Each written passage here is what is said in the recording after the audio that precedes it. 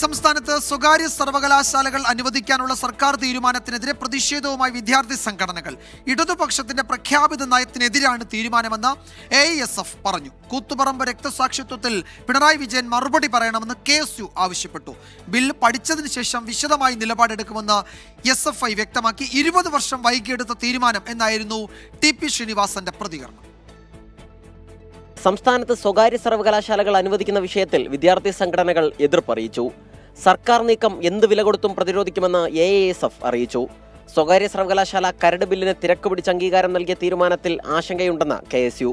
എന്ത് ഡീലിന്റെ അടിസ്ഥാനത്തിലാണ് സർക്കാർ നടപടിയെന്ന് വ്യക്തമാക്കണമെന്ന് KSU ആവശ്യപ്പെട്ടു. വിദ്യാഭ്യാസ മേഖലയെ കച്ചവടവൽക്കരിക്കുന്ന കേന്ദ്ര നീക്കത്തിന് ബദലായാണ് കേരളം കൊണ്ടുവന്ന ബില്ലെന്ന് SFI പ്രതികരിച്ചു. മറിച്ചുള്ള നീക്കമാണെങ്കിൽ ശക്തമായ പ്രക്ഷോഭങ്ങളുമായി രംഗത്തുണ്ടാകുമെന്നും SFI അഖിലേന്ത്യാ പ്രസിഡന്റ് VP സാനു പറഞ്ഞു. തീരുമാനത്തെ സ്വാഗതം ചെയ്യുന്നതായി TP ശ്രീനിവാസൻ 24നോട് പറഞ്ഞു. 20 കൊല്ലം മുൻപേ ഉണ്ടാകേണ്ട തീരുമാനമായിരുന്നു. ഇനി ഏതെങ്കിലും നിക്ഷേപകർ കേരളത്തിലേക്ക് എളുപ്പത്തിൽ വരുമോ എന്ന സംശയമെന്നും TP ശ്രീനിവാസൻ. ഞാനതിനെ സ്വാഗതം ചെയ്യുകയാണ്. എനിക്ക് വളരെ സന്തോഷമുണ്ട്. ഒരു സ്വപ്ന സാക്ഷാത്കാരം പോലെയാണ്.